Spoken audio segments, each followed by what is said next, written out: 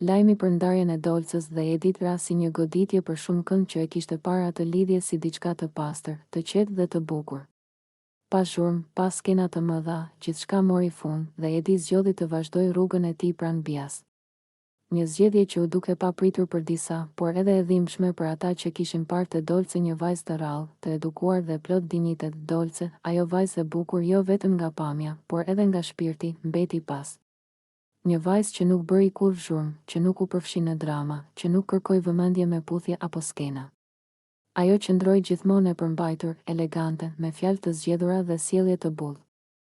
Dhe pikërisht për këtë arsye, shumë kush pyet sot, si është e mundur që një vajzë si Dolce të lihet kaq lehtë. Edi, nga ana e tij, vazhdoi me Bian në një lidhje më intensive, më fizike, më të zhurmshme. Puthje, përqafime, afërsi pa kufi. Një zgjedhje që për disa tregon pasionin e momentit, por që për të tjerë ngre pikpyetje të mëdha. Ku i shkuan sytë Edit? Si mund të mos shite qetësinë, bukurinë dhe vlerën që kishte pranë vetes? A lihet kështu Dolce, një vajzë që i dha vetëm mirësi, respekt dhe ndjenja të pastra, ndërkohë Dolce nuk u thye.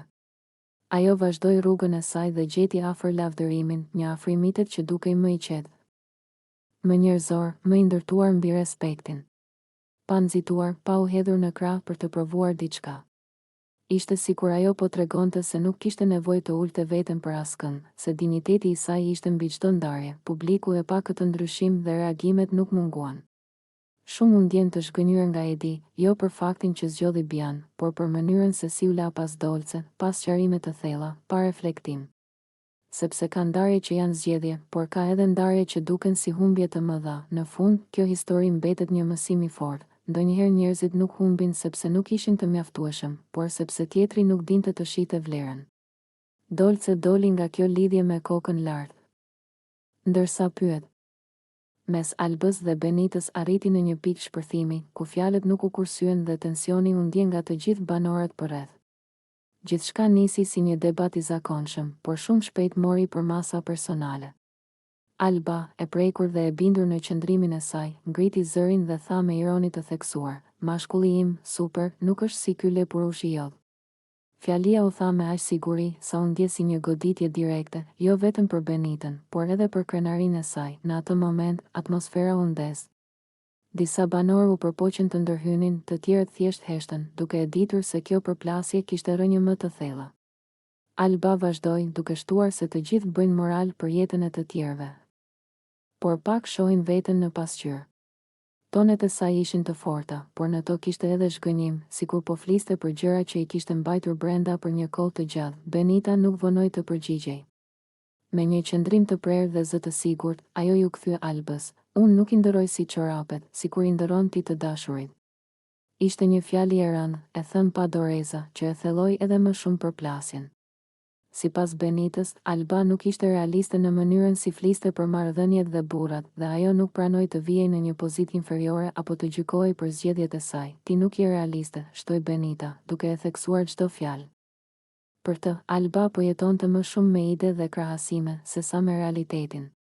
Debati tashmë nuk ishte më vetëm për mashkullin super apo lepurushin, por për mënyrën si secila e shite dashurinë, besnikërinë dhe veten. Fjalët përplaseshin si val, ndërsa emocionet ishin në kulm. Alba ndjej e sulmuar dhe keqkuptuar, Benita e ofenduar dhe e nënvlerësuar. Ishte një debat ku secila përpiqej të mbronte identitetin e saj, bindjet dhe krenarinë personale.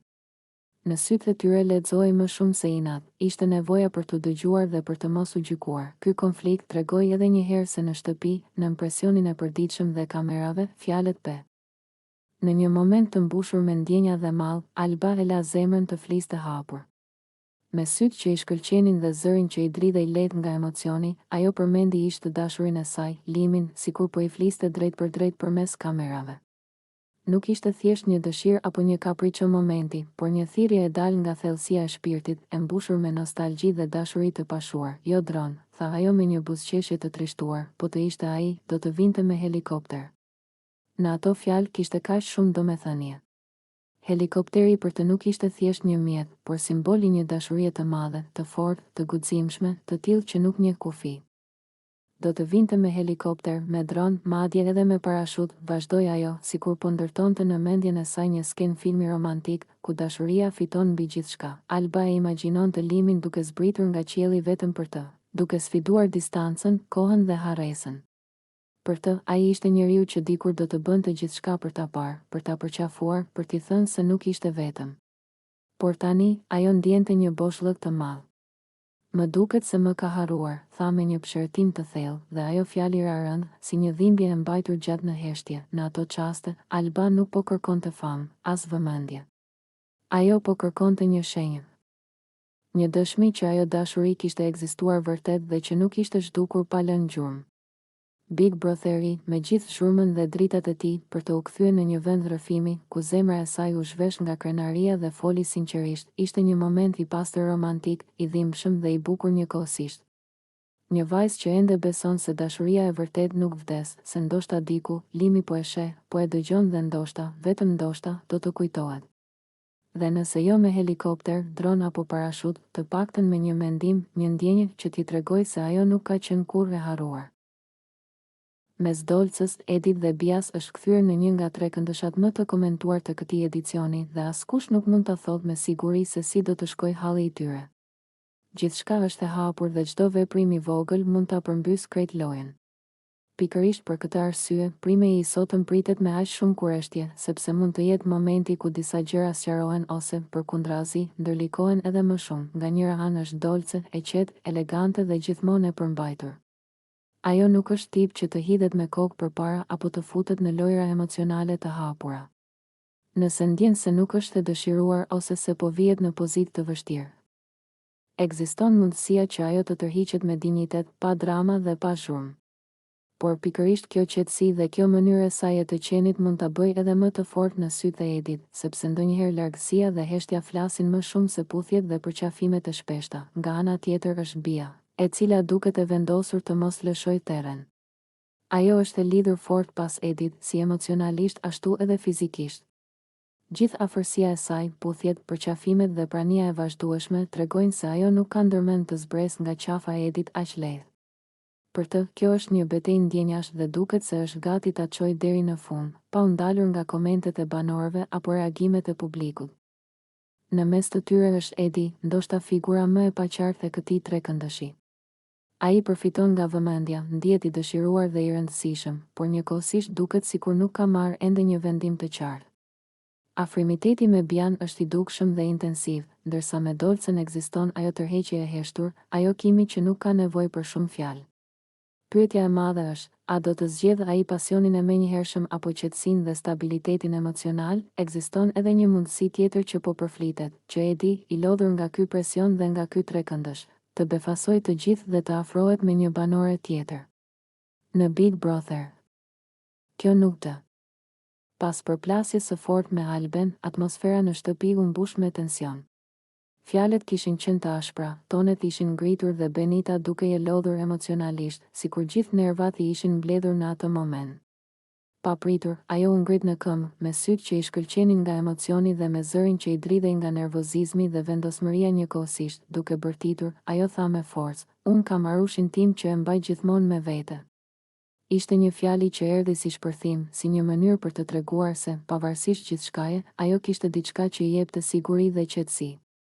Më pas shtoj me njëherë, dhe një Arush e kam gjetur këtu, tonin.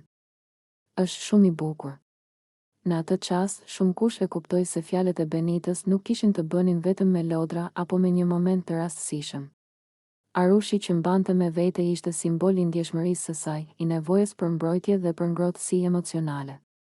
Ndërsa Arushi që kishte gjetur në shtëpi, tonin, për të përfaqësonte diçka më shumë, një mbështetje, një prani që e bënte të ndihej mirë dhe e qetë mes gjithë kaosit dhe përplasjeve, zëri i saj kumbonte në dhomë, dhe të gjithë u ndalën për një moment. Disa e shikonin me habi, të tjerë me keqardhje, sepse pas atij shpërthimi dallohej qartë një Benita e ndjeshme, e prekur dhe e lodhur nga konfliktet. Ajo nuk po fliste thjesht nga inati, por nga zemra, duke treguar se edhe në mes të debateve, kishte ende vend për ndjenja të pastra dhe për gjëra që i jepnin qetësi. Tonin, i përmendur prej saj, u kthye menjëherë në qendër të vëmendjes. Fakti që ajo e quajti shumë të bukur tregonte vlerësimin dhe afërsinë që ndjente, sikur ai të ishte një strehë emocionale për të në atë moment të vështirë. Ky detaj e zbuti situatën dhe i dha një tjetër kuptim gjithë skenës, duke treguar se pas zërit të lartë dhe debatit, fshihej një vajzë që kërkonte thjesht të ndihej e kuptuar dhe e mbrojtur. Në fund, ai shpërthim i Benitës mbeti si një nga ato momente që tregojnë më shumë se sa një debati.